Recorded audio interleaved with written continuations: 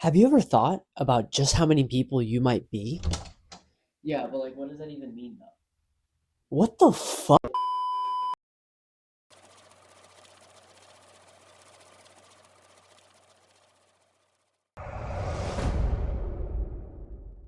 Our brains, our bodies, our relationships, our emotions. These are all things that affect us in our daily lives. And technically, every single interaction that we have, every single event that occurs, makes us a different human being before that event or interaction even occurred in the first place. And if that's the case, then how many people are we when we end our life? Is there even a way to quantify that? Let's start off with your brain. Specifically, let's look at the hippocampus. The hippocampus is the part of the brain that's responsible for storing all of your memories, specifically 2.5 million gigabytes worth of memories. This is the equivalent to if you wanted to watch 300 years worth of TV shows. That's a lot. Your memories are a huge part of who you are as a human being. And technically, every new memory that you store in your brain makes you a slightly different version than when you didn't have that memory before. Just like every memory that you forget makes you a different version of when you still had that memory. Let me show you an example. Let's put up a timer on the screen. This timer will count down for 5 seconds, and it'll show you just how many memories we create a second. Ready? Go. All right, time's up. What number are we at? 4,320,000 memories. That's 5 seconds that passed. Technically, in the last 5 seconds, I have become 4,320,000 different people. Now, if we do that logic for the entirety of our lifespan, we're looking at 2,718,720, but with 9 zeros behind it, obviously. I looked up on Google how to say this number and I can't find it. I literally can't find how to say this number. That's how big it is. That's how many people we could be if we just look at how many different memories we create in our lifespan.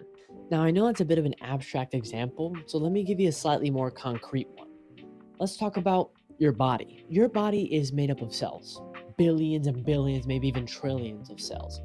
And these cells die and regrow every single day. Things like skin cells are replaced every few weeks. You have white blood cells that last you just about a year, and colon cells, which actually last around 3 to 5 days. Gross. All of the cells in your body will eventually die and regrow, which technically means that all the cells that you were born with, you may not have at one point.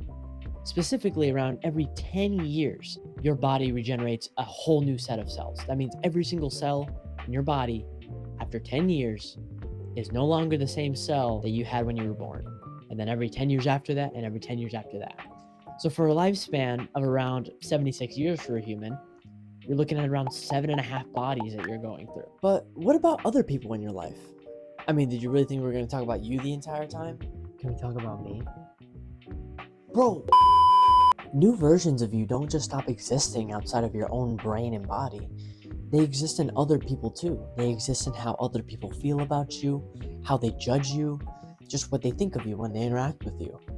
Now, let's say you have 5 friends, as a hypothetical, obviously, and these 5 friends all interact with you regularly. That means there's 5 different versions out there of you, all of them in their own heads. However they think of you, however they judge you, however they interpret you as a human being, there's 5 different versions of that.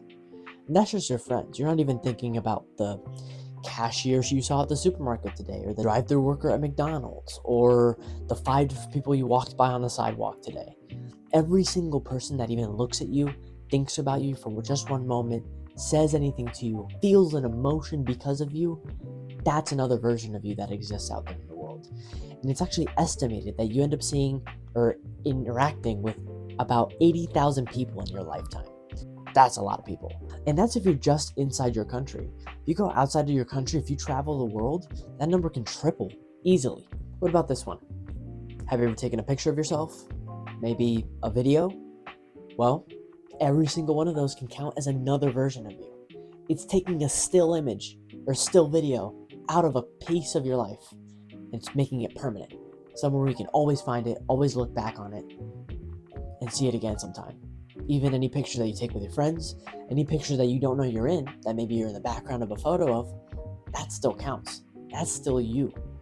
And that's another moment. another version of you that exists out there in the world. It's estimated that you're going to take around 25,000 selfies, just selfies, not videos, not pictures with your friends, not back camera pictures, just selfies in your life. If you include all other types of media, that number can jump up to maybe 50,000 or even 75,000. And this is all while trying to avoid time as a measurement itself, because technically if you take time, let's say 1 second, and then you take that 1 second as a new version of yourself, and then you multiply that by 76 years, that's a lot of versions of you. But you can even get down to the nitty gritty of it. Is it 1 second? Is it 1 microsecond? Is it 1 picosecond? I'm going crazy. It's 3 in the morning. The sheer amount of ways that you can calculate how many versions of you are there just goes so wide, so much wider than all the concepts that we covered in this video. And we haven't even talked about the words that we write down. Every single essay that we do in our lives, every single thing we write down, every single text message that we send is technically an extension of our thoughts, which is another version of ourselves. What about the things that we make? Everything that we put together is also an extension of ourselves. We chose to put this together. It's an extension of our thoughts and our desires. This would not have been made without me making it. So technically, there's another version of me on there. And what about video games? Do video game hours technically count as another version of you because it's the online presence of you? And does that count for every single hour or every single minute of every single game that you've ever played? Just how many are we?